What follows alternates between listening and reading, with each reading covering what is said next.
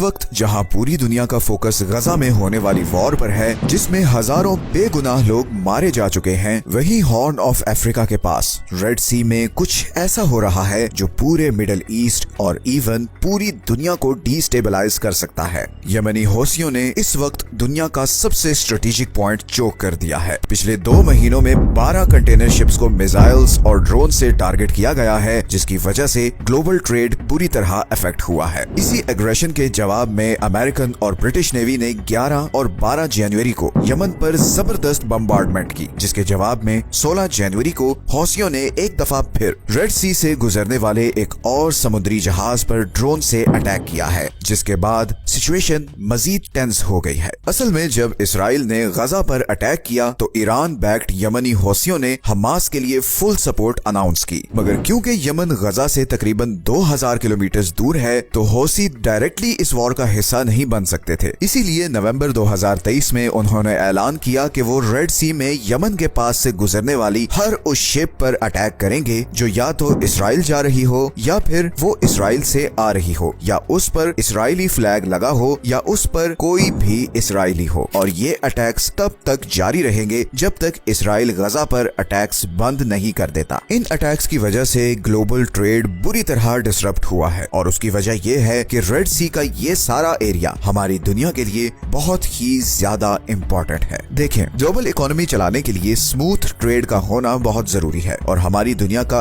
80% trade समुद्रों के जरिए होता है, और इन्हीं समुद्रों में से एक ये रेड सी है, जो 21वीं सदी का सबसे हॉट और डेंजरस जियोपॉलिटिकल एरिया है, क्योंकि यहाँ पे 2 चोक पॉइंट्स हैं। एक ये इजिप्ट के पास सुएज कैनाल है, और दूसरा ये यमन के पास बाब अल मंदेब स्ट्रेट है। 28 किलोमीटर की ये पतली सी जगह जहाँ पर मिडिल ईस्ट और एशिया से आने वाले समुद्री जहाज इंडियन ओशन को क्रॉस करते हुए रेड सी में एंटर होते हैं, और फिर सुएज कैनाल को क्रॉस करके मेडिटेरेनियन सी में निकल जाते हैं, और वहाँ से फिर वो यूरोप और अमेरिका तक पहुँचते हैं। तो बेसिकली एशिया और मिडिल ईस्ट को यूरोप से कनेक्ट करने का ये सबसे शॉर्टेस्ट रूट है। पूरी दुनिया की 10% ऑयल और 6% नेचुरल गैस की सप्लाई इसी 28 किलोमीटर के चोक पॉइंट से गुजरती है, और ये सारी गैस और ऑयल इधर पर्शियन गल्फ कंट्री से स्ट्रेट ऑफ हॉर्मोज क्रॉस करके आती है। 2022 के स्टैटिस्टिक्स के मुताबिक पूरे यूरोप की 20% ऑयल इंपोर्ट और 24% गैस इंपोर्ट इसी बाब अल मंदेब स्ट्रेट से गुजरती है। और सिर्फ ऑयल और गैस ही नहीं, बल्कि एशिया और यूरोप का सारा ट्रेड भी इसी रास्ते से कनेक्टेड है। चाइना की 30% मैन्युफैक्चरिंग एक्सपोर्ट्स इसी बाब अल मंदेब स्ट्रेट से होते हुए यूरोप और नॉर्थ अमेरिका को जाती है। तो अगर ये रूट किसी भी वजह से ब्लॉक हो जाए तो ग्लोबल इकोनॉमी कोलैप्स कर सकती है, क्योंकि इसका ऑल्टरनेट सिर्फ एक और रूट है, और वो है पूरे अफ्रीकन कॉन्टिनेंट को क्रॉस करके। सुएज कैनाल के बनाने से पहले कंटेनर शिप्स यही रूट यूज करती थी, मगर ये रूट सुएज कैनाल वाले रूट से 7400 किलोमीटर लंबा है, जिसकी वजह से एक्स्ट्रा फ्यूल कॉस्ट आती है, और इसीलिए यमनी हौसियों के अटैक के बाद इन शिपिंग कंपनीज को मिलियंस ऑफ डॉलर्स का नुकसान हो रहा है। अभी तक हौसियों ने यहाँ पर मिसाइल्स और ड्रोन से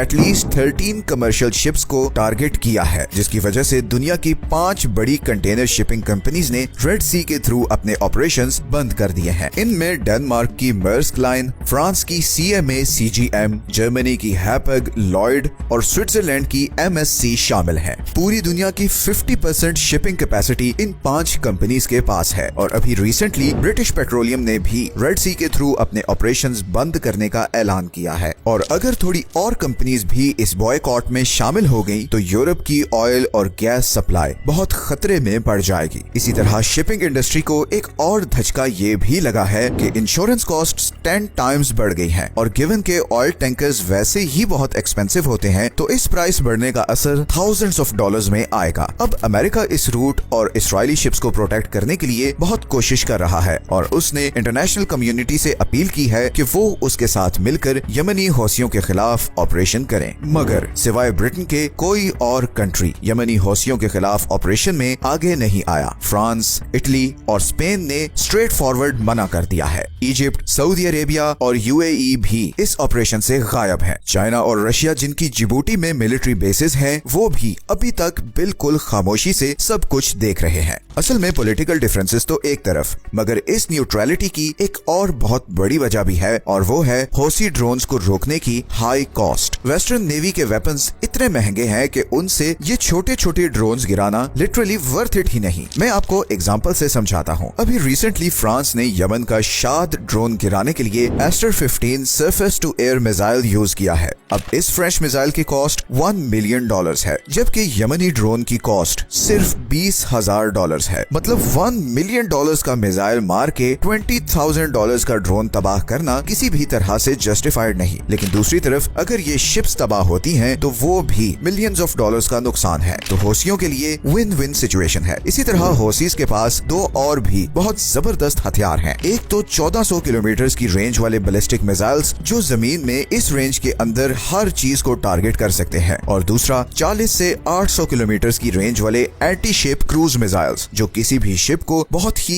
एक्यूरेटली निशाना बना सकते हैं। And on top of this western हथियारों के मुकाबलों में ये बैलिस्टिक मिसाइल्स बहुत सस्ते हैं, इसीलिए ये बहुत ही कॉम्प्लिकेटेड कॉन्फ्लिक्ट बन गया है और बहुत से कंट्रीज अभी इसका पार्ट नहीं बनना चाह रहे। इस ब्लॉकेड का इजिप्ट पर भी बहुत नेगेटिव असर पड़ेगा, क्योंकि वो सुएज कैनाल से गुजरने वाली शिप्स से $10 बिलियन एनुअली कमाता है। इसीलिए जब कंटेनर्स अफ्रीका के रूट से जाएंगे तो इजिप्शियन इकोनॉमी को अच्छी खासी हिट पड़ेगी। सऊदी अरब अभी तक इस मामले पर खामोश है। हालांकि 2015 से सऊदी अरब यमनी हौसियों के खिलाफ लड़ रहा है, मगर अब रिसेंटली सऊदी अरब ने यमन के अगेंस्ट अपनी अप्रोच बदली है। सऊदी अरब ने रिसेंटली यमनी लीडरशिप के साथ पीस ट्रीटीज भी साइन की हैं। कुछ एनालिस्ट्स के मुताबिक सऊदी अरब को यूएसए पर काफी गुस्सा भी है, क्योंकि जब यमनी ड्रोन सऊदी अरब की ऑयल पाइपलाइंस पर अटैक करते थे तो अमेरिका का कोई खास प्रोएक्टिव रिस्पांस नहीं होता था। इसीलिए अब सऊदी अरब सिर्फ एक स्पेक्टेटर बनकर सारी सिचुएशन को देख रहा है। लेकिन दूसरी तरफ यूएई अमेरिका पर बहुत दबाव डाल रहा है कि वो हौसीज पर फुल स्केल अटैक करे, बिकॉज यूएई यमन में एंटी हौसी ग्रुप को सपोर्ट करता है और पिछले कुछ सालों से यूएई यमन में बहुत ज्यादा इंटरेस्ट ले रहा है, और उसकी वजह यमन में डिस्कवर होने वाले बहुत बड़े ऑयल रिजर्व्स हैं। कुछ रिपोर्ट्स के मुताबिक यमन में वेनेजुएला के बाद दुनिया के दूसरे सबसे बड़े अनटैप्ड ऑयल के रिजर्व्स हैं, और बहुत से अरब कंट्रीज नहीं चाहते कि उन रिजर्व्स का कंट्रोल हौसियों के हाथ में हो।